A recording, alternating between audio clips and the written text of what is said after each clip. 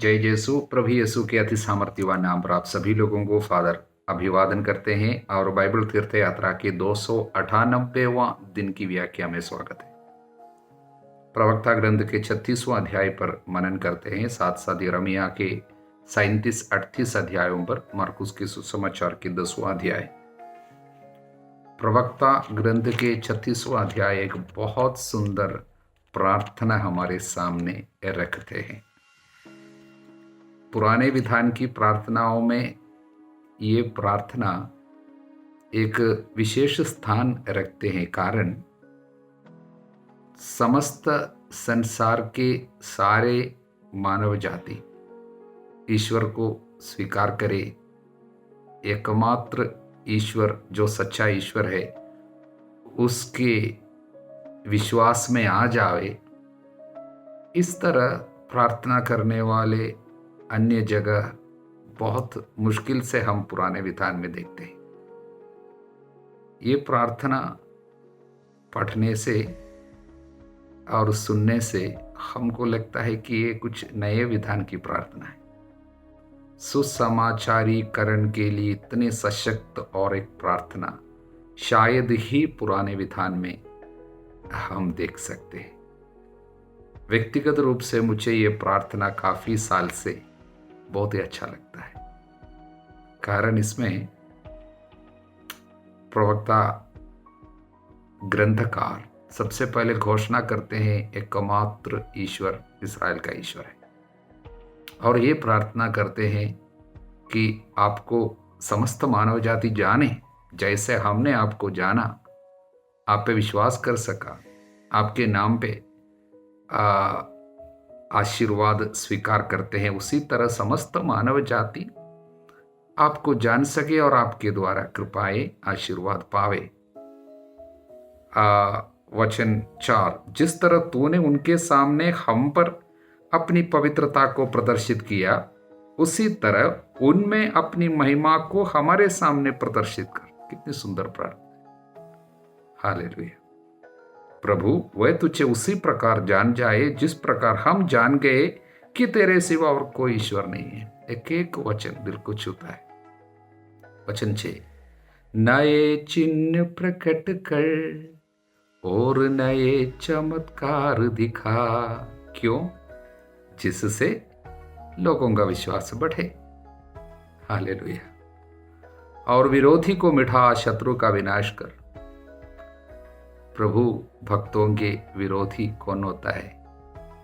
हम निरे मनुष्यों से नहीं, बल्कि इस अंधकार में संसार के अधिकारियों, अधिपतियों, शासकों तथा आकाश की दुष्ट आत्माओं से संघर्ष करते हैं। एफएसी 6:12।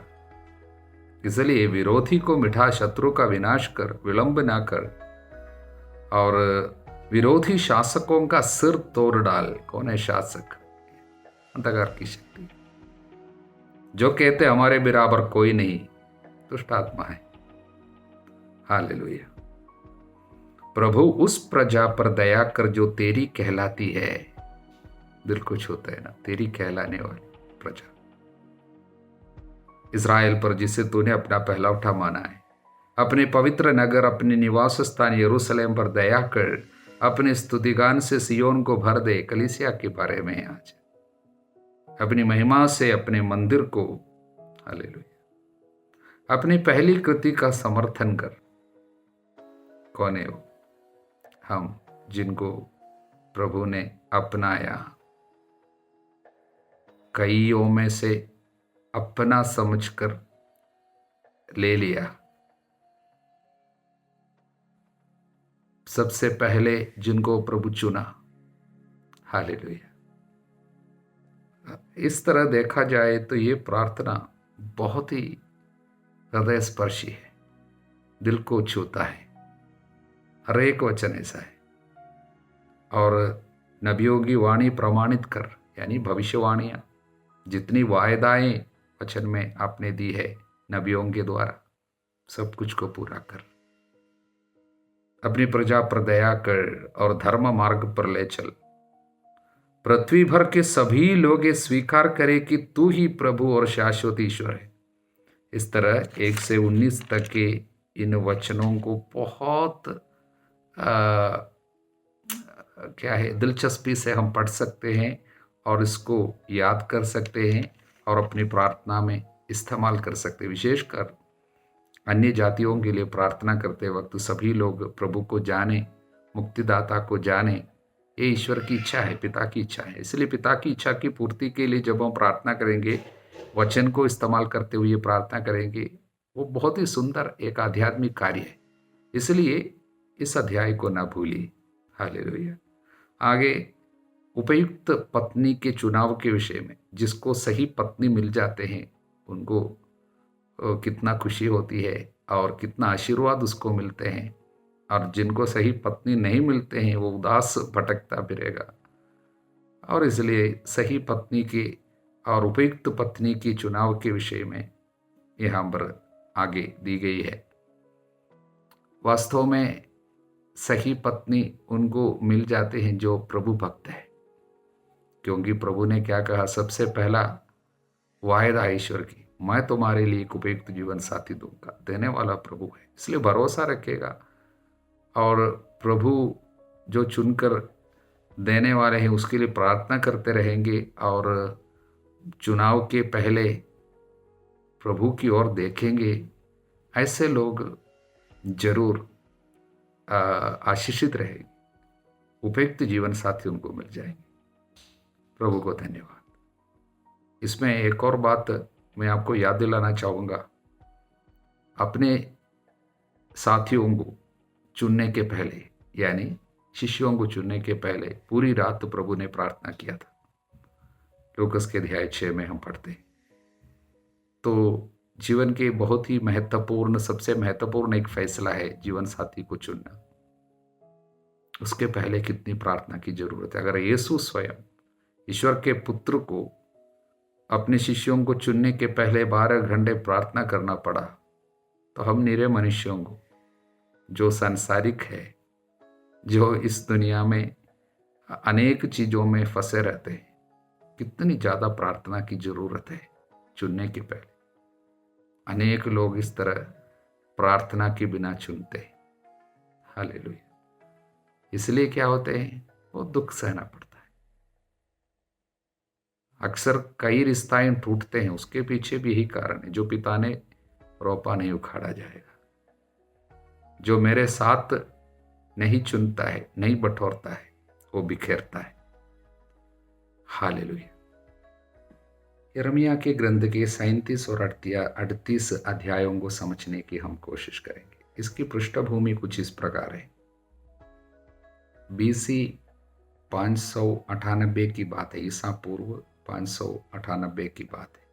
उस समय यूदा के राजा यहोयाकीम की मृत्यु हुई।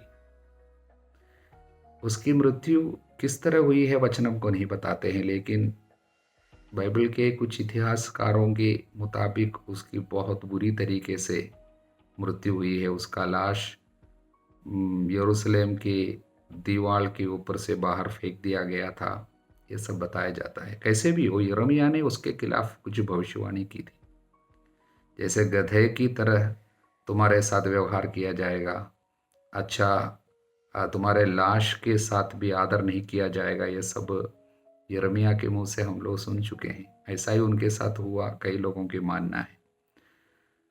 उसके जगह में उसका बेटा कोन्याह राजा बना। उसका दूसरा नाम है यहोयाकीन।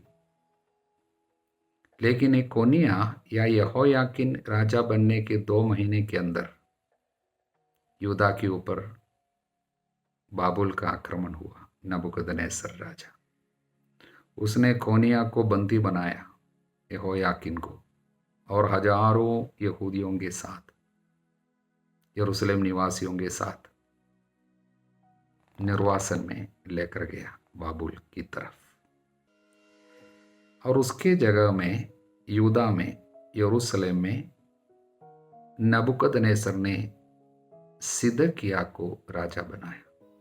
कोन्याह के अंकल, पिता के भाई, यानी योशिय्याह का पुत्र सिदकिय्याह को राजा बनाया। लेकिन नाम के वास्ते राजा तो है, वास्तव में राजा कौन है? नबूकदनेस्सर। उसके अधीनता में ये यहाँ पर शासन करेगा। और बाबुल को बराबर कर चुकाना होता है। हालेलुया। अब सिदकिय्याह जो राजा बनकर यहाँ पर बैठा है, 1-2 साल के अंदर नबूकदनेस्सर के खिलाफ विद्रोह करने को तुले।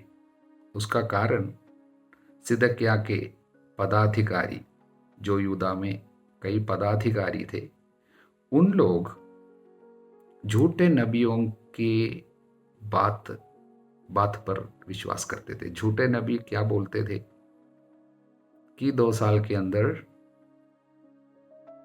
बाबुल के राजा को प्रभु हमारे हवाले कर देंगे, निर्वासन में गए हुए लोग वापस आएंगे,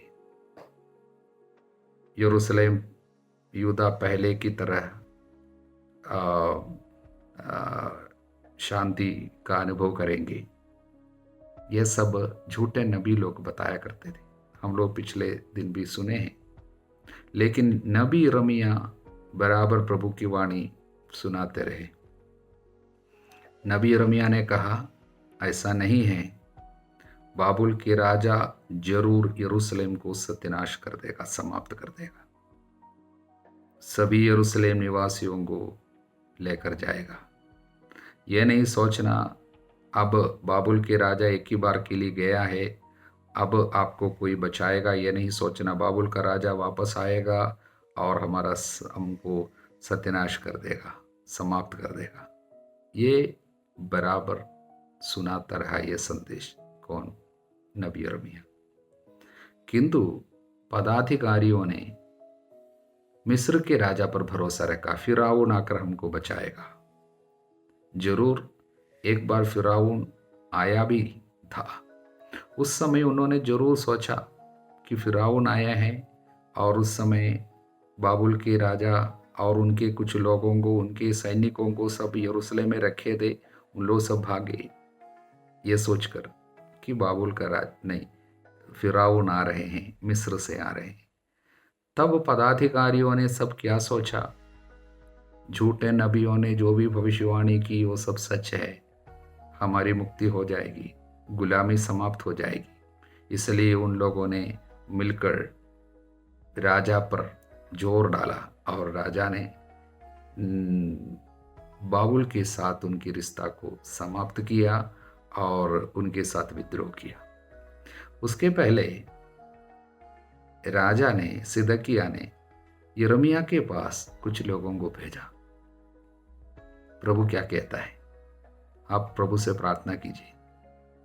तब नबी यिर्मयाह को प्रभु की वाणी सुनाई पड़ी। वचन 7, प्रभु इस्राएल का ईश्वर कहता है, तुम यूदा के राजा को, जिसने तुमको मुझसे पूछने भेजा था, ये उत्तर दोगे। फिरौन की सेना जो तुम्हारी सहायता करने आई थी, अपने देश मिस्र लौट जाएगी और खलदाई यानी बाबुल के लोग, नबूकदनेस्सर के आदमी, फिर आकर इस नगर से युद्ध करेंगे, वे इसे जीतेंगे, आग लगाकर जला देंगे। प्रभु कहता है। हालेलुया। प्रभु का संदेश नबी के द्वारा बराबर सुनाया गया, लेकिन राजा इसको स्वीकार नहीं किया, क्योंकि पदाधिकारियों ने राजा को डरा कर रखा था। राजा, हम लोग बराबर पढ़ सकते हैं, इसको पढ़ते समय हमको समझ में आएंगे, राजा को पदाधिकारियों का डर था। हालेलुया। इसलिए वो प्रभु की बात नहीं माने, झूठे नबी जो भी बातें बताया उस पर विश्वास किया और फिरौन पर, मिस्र से आए फिरौन पर विश्वास किया, भरोसा रखा। लेकिन प्रभु बराबर उनको बताया, आप लोग बाबुल की अधीनता को स्वीकार कीजिए तो नगर जलाया नहीं जाएगा। भले ही उन लोग अधिकार पाएगा, लेकिन हम लोग बाबुल के अधिकार में रहे, उनकी अधीनता को स्वीकार करें, जिससे 70 साल तक उनके अधिकार में, उनके अधीनता में निर्वासन में रहने के बाद प्रभु हमको लौटा लाएंगे। अगर हम उनकी अधीनता को स्वीकार करेंगे तो यहाँ पर अधिक लोग नहीं मरेंगे, हमारा नगर जला दिया नहीं जाएगा। प्रभु की ओर से आए हुई एक सुधार के रूप में इसको स्वीकार करना, क्योंकि प्रभु उस जनता को, यानी नबुकदनेस्सर और उनके लोगों को हमारे ऊपर अधिकार दे चुका है। हालेलुया। किंतु पदाधिकारियों ने क्रुद्ध होकर उनको पिटाई किया और कारागृह में डाला। बहुत बुरी तरीके से जीवन बिताना पड़ा, बहुत यंत्रणा सहना पड़ा नबी यिर्मयाह को कारागृह में रहते हुए। वचन 15 में हम पढ़ते हैं 37वां अध्याय में। उसके बाद उनको कारागृह से राजा सिदकिय्याह बुला भेजा और एक बार पूछ रहे हैं प्रभु क्या कहता है। लेकिन नबी के पास एक ही उत्तर है। उसने उत्तर दे दिया, फिर से बताया तुमको भी गुलामी में जाना होगा। हालेलुया। बाबुल जाना होगा। इस देश के ऊपर बाबुल के अधिकार होंगे। आप उनकी अधीनता को स्वीकार कीजिए, उनके खिलाफ विद्रोह न कीजिए तो विपत्ति अधिक नहीं होगी। लेकिन आप विद्रोह करना जारी रखेंगे, बहुत बड़ी विपत्ति होगी, नगर जला दिया जाएगा। हालेलुया। किंतु राजा उसके लिए तैयार नहीं हुआ। कैसे भी हो, राजा को नबी यिर्मयाह पर कुछ दया जरूर आती थी। हालेलुया। दया करता था। इसलिए राजा के सामने नबी जब ये निवेदन किया, मुझे पुराने बंदी गृह में भेजना नहीं, मुझे यहां कहीं भी रखिए, क्योंकि वहां पर जाऊंगा तो मैं मर जाऊंगा। इसलिए राजा ने रक्षा दल के प्रांगण में यिर्मयाह को बंदी बनाकर रखा और यह भी बताया जब तक नगर की रोटियां खत्म नहीं हो गई तब तक उसे नानबाई की गली से प्रतिदिन एक छोटी रोटी दी जाती रही। इस प्रकार यिर्मयाह रक्षा दल के प्रांगण में पड़ा रहा। हालेलुया। 38वां अध्याय में फिर से हम देखते हैं पदाधिकारियां क्रुद्ध होकर उनका जान मांगता रहा। इसलिए राजा ने उनकी बातें मानकर उनको अनुमति दी। उन्होंने पदाधिकारियों ने यिर्मयाह को एक कुएं में फेंक दिया। हालेलुया। और वो जरूर मारना चाहता है, इनकी मृत्यु जरूर चाहता है। लेकिन उस कुएं से उनको बाहर लेके आने के लिए प्रभु ने एबेद-मेलेक नामक एक व्यक्ति को चुना। वो भले ही यहूदी नहीं था, वो खूशी था, यानी इथियोपियाई। हालेलुया। उसके बारे में लिखा है खूशी कंचुकी एबेद-मेलेक ने। इसका मतलब वो एक खोजा था। ऐसे एक व्यक्ति को प्रभु चुना सही समय पर अपने नबी को बचाने के लिए। उसने राजा के पास जाकर इसके लिए दया की भीख मांगी, उनके जीवन को मांगी, उनको मृत्यु से बचाने के लिए मदद मांगी। तब राजा ने अनुमति दिया और एबेद-मेलेक ने बहुत ही सावधानी से, बहुत प्यार से उसको कुएं से बाहर लेके आए। उसके लिए उन्होंने फटे पुराने कपड़ों को सब कैसे इस्तेमाल किए सब पढ़ते हैं। प्रभु की दया किसी व्यक्ति के द्वारा उनकी मदद कर रहे हैं। और उसके बाद राजा फिर से उनसे बात कर रहे हैं, लेकिन इतने धैर्यशाली है, इतने हिम्मत वाला है ये नबी। उसने फिर से प्रभु के वचन को भविष्यवाणी के रूप में उनको बताया, होने वाली बात है, इसमें कोई फेरबदल नहीं है। आपको गुलामी में जाना ही होगा। यदि आप अभी भी प्रभु के वचन के साथ विद्रोह करते हुए बाबुल के अधिकार को स्वीकार नहीं करेंगे तो बहुत बड़ी हादसा होगी। आपके अपने लोगों के साथ हादसा होगी, विपत्ति आएगी। यह सब सुनने के बाद भी राजा प्रभु की इच्छा को मानते हुए अपने को विनम्र बनाने को तैयार नहीं था। वो डरता था। कई लोग ऐसे हैं, प्रभु की इच्छा पहचानने के बावजूद पूरा नहीं कर पाते, क्योंकि ईश्वर की इच्छा पर चलना, उसके लिए हिम्मत चाहिए। ये राजा के पास वो हिम्मत नहीं थी, इसलिए वो प्रभु के वचनों को अनसुना करके बैठा रहा। इसलिए विपत्ति और घोर विपत्ति के रूप में बदली।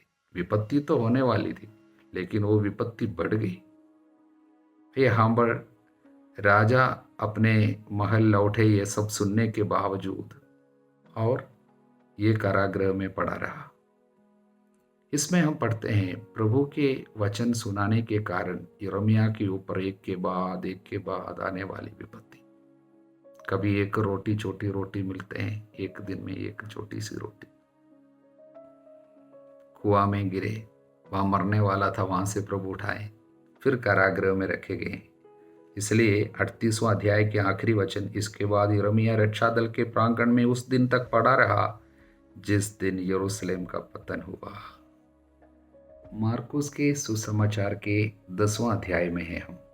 भले ही इस अध्याय में काफ़ी चीज़ें हमें पढ़ने के लिए हैं, जैसा कि विवाह का बंधन, पति पत्नी के रिश्ता के बारे में, और बच्चों को आशीर्वाद, स्वैच्छिक निर्धनता के बारे में, दुख भोग की तीसरी भविष्यवाणी, सबदी के पुत्रों की मांग, और सेवा भाव का महत्व, यरीको का अंत, काफ़ी चीज़ें हैं।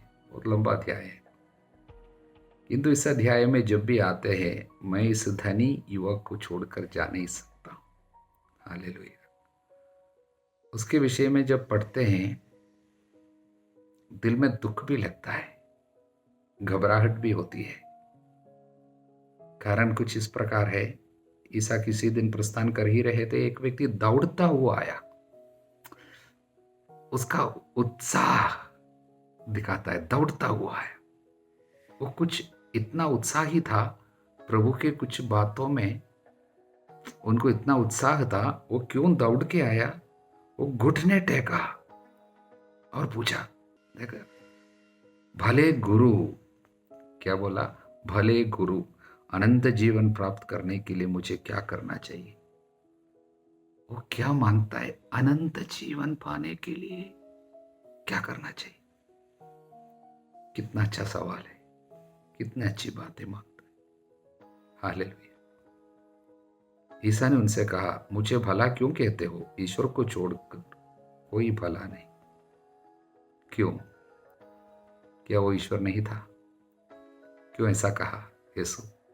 मुझे क्यों भला कहते हो? ईश्वर को छोड़कर और कोई भला नहीं। हालेलुया।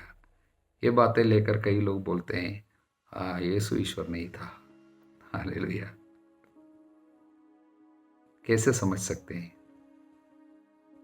उसने प्रभु को क्या पुकारा था? भले गुरु। हालेलुया। उसने यीशु को ईश्वर नहीं माना था।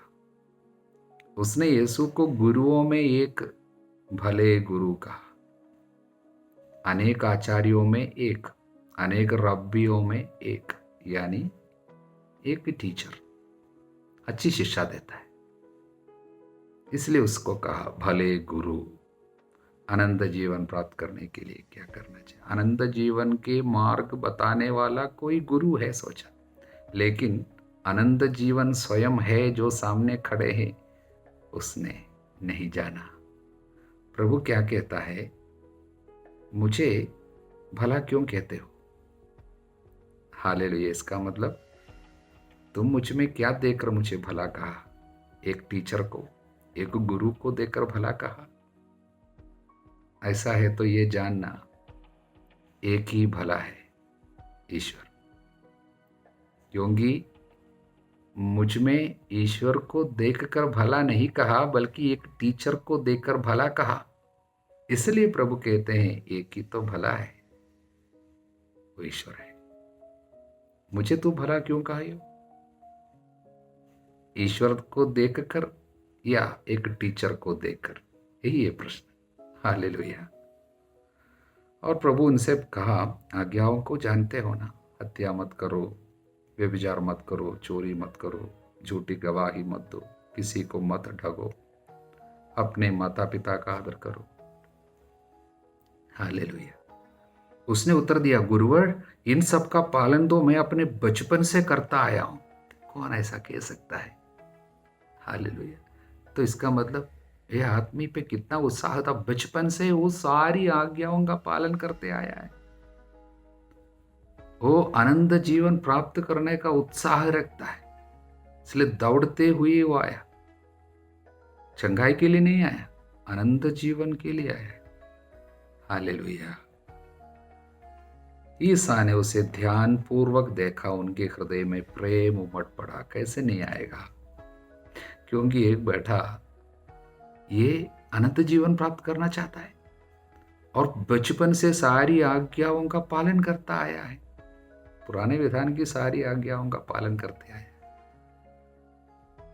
तब इसलिए प्रभु ने प्रेम से देखा, हालेलुया, और कहा तुम्हें एक बात की कमी है, एक बात की कमी है, बस एक बात की कमी है। क्या है वो? जाओ अपना सब कुछ बेचकर गरीबों को दे दो। कमी क्या है? तुम्हारे पास कुछ बहुत है, वो कमी है। हालेलुया। तुम्हारे पास बहुत ज्यादा कुछ है, धन, वो तुम्हारी कमी है। दुनिया की दृष्टि में जो हमारे पास बहुत है, शायद ईश्वर की दृष्टि में वो हमारी कमी है। हालेलुया। तुम उसे गरीबों को दो, बेच दो, गरीबों को दे दो, स्वर्ग में तुम्हारे लिए पूंजी रखी रहेगी, तब आकर मेरा अनुसरण करो। ये सुनकर उसका चेहरा उतर गया, वो बहुत उदास होकर चला गया, क्योंकि वो बहुत धनी था, बहुत धनी था, बहुत धनी था। हालेलुया। आगे ईसा ने चारों ओर दृष्टि दौड़ाई, अपने शिष्यों से कहा, धनियों के लिए ईश्वर के राज्य में प्रवेश करना कितना कठिन होगा। शिष्य ये सुनकर चकित रह गए। ईसा ने उनसे फिर कहा, बच्चों, ईश्वर के राज्य में प्रवेश करना कितना कठिन है। सुई के नाके से होकर ऊंट का निकलना अधिक सहज है, किंतु धनी का ईश्वर के राज्य में प्रवेश करना कठिन है। डर जाते हैं हम ये वचन सुनकर। मतलब क्या है? हालेलुया। क्या कोई भी धनी ईश्वर के राज्य में प्रवेश नहीं करेगा? कोई स्वर्ग नहीं जाएगा? क्या धन होना पाप है? क्या पैसा होना काफी, पैसा होना पाप है? पैसा वाले कोई भी स्वर्ग में नहीं जाएगा? क्या ऐसा प्रभु सिखाया? सुई के नाके से होकर ऊंट का निकलना अधिक सहज है, किंतु धनी का ईश्वर के राज्य में प्रवेश करना कठिन है। इसका मतलब क्या है? प्रभु किसके बारे में कह रहे हैं? प्रभु ये नहीं कहा है कि धन होना पाप है, लेकिन धनी बना रहना शायद मुश्किल है स्वर्ग जाने के लिए। मतलब क्या है? कौन है सच में धनी? इस दुनिया की धनी जो आपको स्वर्ग जाने से रोकता है। इसका मतलब क्या है? मतलब यही है, पैसा को पहला पसंद के रूप में अपनाए हैं। लेकिन ये बेटा ऐसा नहीं था ना, ईश्वर के राज्य में प्रवेश करना चाहता था, ईश्वर के राज्य के लिए दौड़ता हुआ आया था, लेकिन उदास होकर चला गया, क्योंकि प्रभु उसके अंतरतम को देखा, प्यार से देखा, ध्यान पूर्वक देखा, तो प्रभु उसके अंदर कुछ देखा, पैसा के प्रति लगा हुआ है। ईश्वर के राज्य में जाना भी चाहता है, अनंत जीवन प्राप्त करना चाहता है, साथ साथ इस दुनिया में पैसा के प्रति लगा हुआ है। इसलिए प्रभु उनसे कहा, बाकी सभी लोगों को प्रभु ये नहीं कहा तुम सब कुछ छोड़ के आओ, कभी नहीं कहा। इसके पहले कितने लोगों से मिले, लेकिन प्रभु ध्यान से प्यार से इसको देखा, तब प्रभु ने देखा, इसके अंतरतम को देखा, इसके हृदय की गहराई को देखा। वहां पर छिपे हुए धन का लालच प्रभु ने देखा। पैसा को पहला स्थान देता था, दूसरे स्थान में ईश्वर का राज भी है। हालेलुया। ये दोनों की सेवा नहीं हो सकती।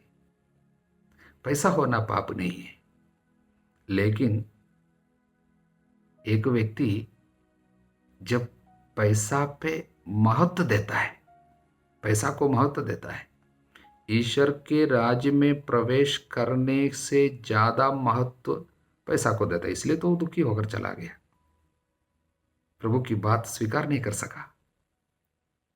प्रियजनों, उसके पास बहुत धन था।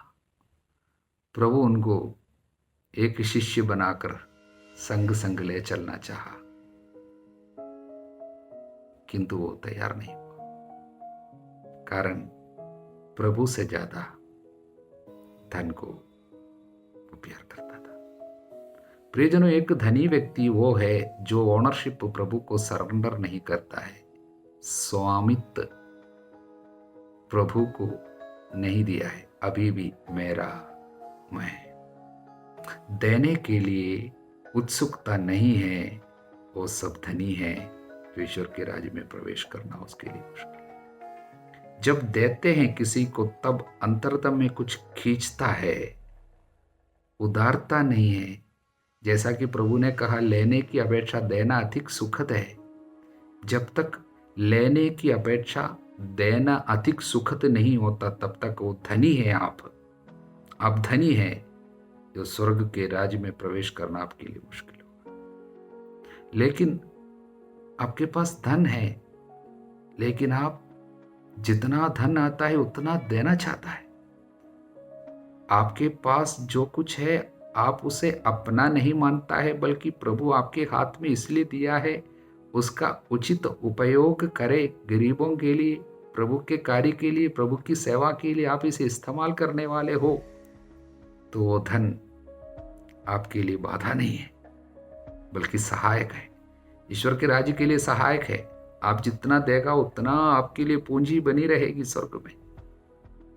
हालेलुया। स्वर्ग में पूंजी जमा करने वाला होगा। धन को आप स्वर्ग पहुंचने का एक सबसे अच्छे जरिया के रूप में इस्तेमाल करेगा। हालेलुया। किंतु जब आपको अपने पास जो कुछ है उसी को रखे रहना चाहता है, अपने पास ही रखा रहे और उसको बढ़ते हुए देखना चाहता है, उसी पे आपको एक सुख होता है, उसमें आपको एक आनंद लगता है, खतरा है। जब किसी को देते समय आपके दिल को दुख होता है, खतरा है। ईश्वर के कार्य के लिए जब देते हैं उस समय आप चाहता है मेरा कुछ नाम हो, लोग सब जाने, खतरा है। देते समय अंदर के अंदर कुछ पकड़ता है और कुछ कम करना सोचता है। इतना मत देंगे, इतना नहीं देंगे तो मेरे पास कम हो जाएगा, सोचता है, खतरा है। आप सच में वो धनी है जिसके विषय में प्रभु ये कहता है स्वर्ग में प्रवेश करना मुश्किल है। प्रियजनों, लेने की अपेक्षा देना अधिक सुखद है। प्रभु का ये वचन याद रखें।